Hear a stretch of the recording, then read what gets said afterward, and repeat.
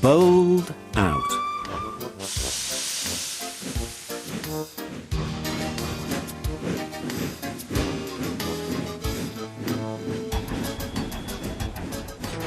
The big diesel surveyed the shed. "Not bad," he said. "I've seen worse. At least you're all clean." The engines gaped. "It's not your fault," he went on, "but you're all out of date. Your controller should scrap you and get engines like me. A fill of oil, a touch on the starter, and I'm off, with no bother, no waiting. They have to fuss around you for hours before you're ready." At last, the engines found their voices. An inspector had to come and stop the noise. They held an indignation meeting early next morning round the turntable. "Disgraceful," rumbled Gordon. "Disgusting," said James. "Despicable," spluttered Henry.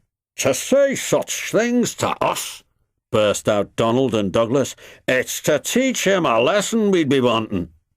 But no one had any good ideas, and at last they all went off to work except for Duck and Stepney. "Never mind," said Duck. "We'll be sure to think of something." "We'll have to be quick then," warned Stepney. But their chance came sooner than expected. Diesel purred comfortably. He was being warmed up well before time. An inspector watched the fitter making adjustments. The wind tugged at the inspector's hat. The fitter replaced the air intake cover. "OK, mate," he said. Diesel saw his coaches waiting at the platform. He rolled proudly towards them. "Look at me, Duck and Stepney," he purred. "Now I'll show you something." He advanced a few yards. Then suddenly he coughed, faltered, choked, and stopped. The inspector, meanwhile, had seen nothing of this. He was looking for his hat. "Can we help you at all?" asked Duck and Stepney sweetly. Diesel seethed with baffled fury as they pushed him back to the shed.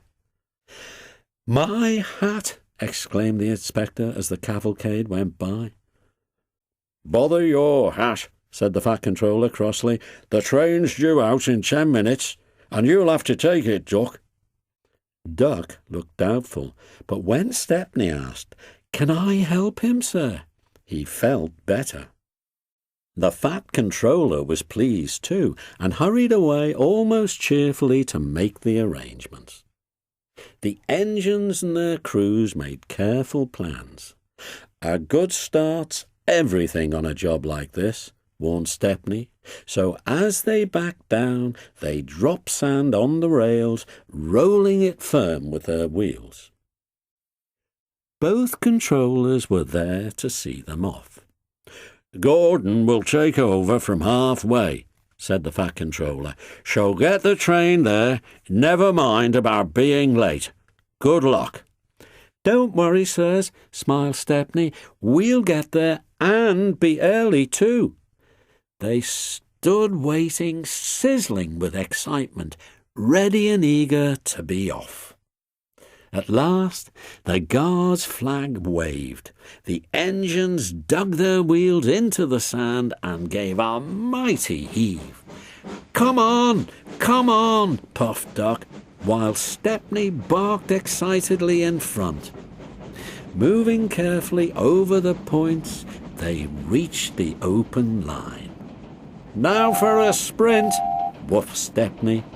"I'm ready when you are," puffed Duck. Faster and faster they went, till their wheels were turning at such speed that the side rods were merely blurs.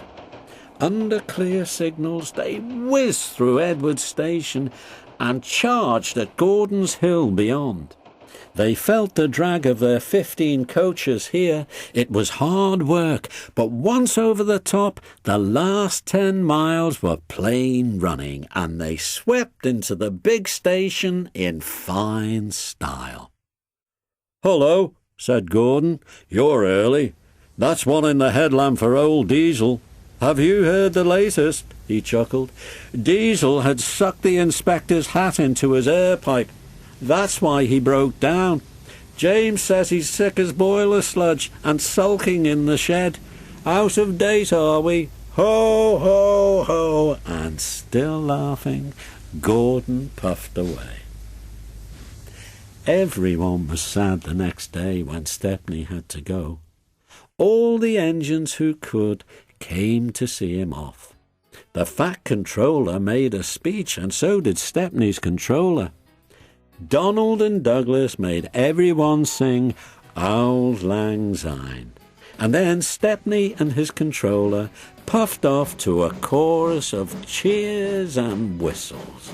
"Goodbye, Stepney, come again, goodbye, goodbye." But what about Diesel? He'd slipped away the night before. He said goodbye to no one, but left two things behind: the nasty smell of bad manners and a battered bowler hat.